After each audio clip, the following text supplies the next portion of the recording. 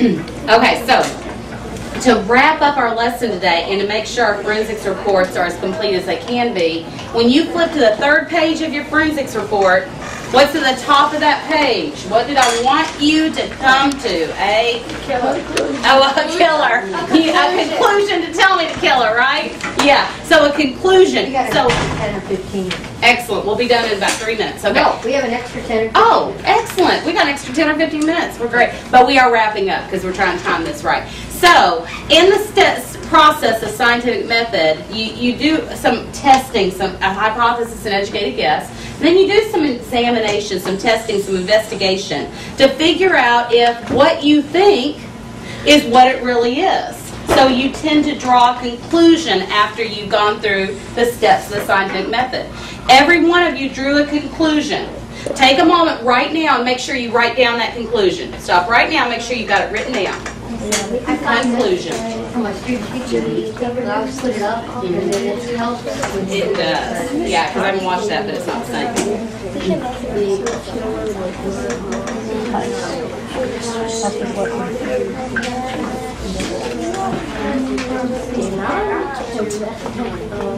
Okay, we're going to do a little survey of our suspects. How many people believe Miss Jones is the one who's responsible for the demise of our victim? Miss Jones, anyone? She's breathing easy now. Mr. C. So we've got, wow, several groups thinking it's Mr. C. Miss Sellers. Oh, so I believe that both of them will have to go in for questioning and for further evidence gathering. So that's excellent. So you guys have been great. Now let's look at the questions at the very end, because we used a device that you've learned about this semester or this year. And the first question said, what piece or pieces of equipment were used in this investigation? What did you actually use? And not just the equipment, the physical things I gave you. I want you to think about everything you used. What did you use? A microscope. A microscope. Tell me something else you used. Magnifying glass. A magnifying glass. Are there similarities between a magnifying glass and a microscope? Yep. Yes. What else did you use in this investigation? Plain eye.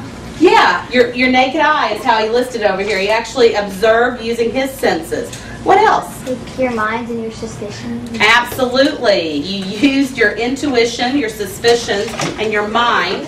Okay, so what else? Brain. Yeah, mind, brain. Very good connection there.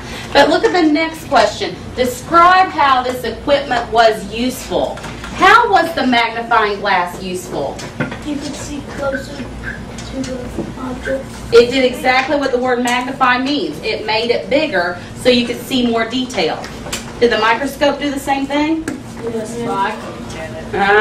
Some of you had a little bit of trouble with the microscope, but that's how we learn to use equipment, is actually mess with it. What did you do? We used mostly our microscope because, when we got it to focus, we could just move it around and compare the evidence to the material. And you got to see quite a bit of detail that was impossible to see with the naked eye, probably. What did you do? You get the closest detail that you could possibly get with the microscope. Yes, and that detail was what was really important when it came down to differentiating between things that looked very, very similar. Last but not least, take a moment with your partner, and I want you to draw, and it can just be a simple drawing, but I want you to draw and identify at least 4 parts of this microscope, this little handheld microscope, that are the same as the microscope you studied recently. Now you have to understand, for the students that my Step 1 students are going to be teaching, just last week, actually this week, they're teaching next week, this week they learned about the parts of a microscope. So it's going to be fresh on their minds. I'll give you all some clues. There's eyepiece, lens, light source, the tube, the body that holds the lens. You've got those things in this little handheld microscope. And those things are also present in a bigger version of a microscope, what you're used to sort of seeing when you think microscope. So I'm asking my students to challenge the students they're teaching to make the connection between the handheld microscope and the microscope they just learned about.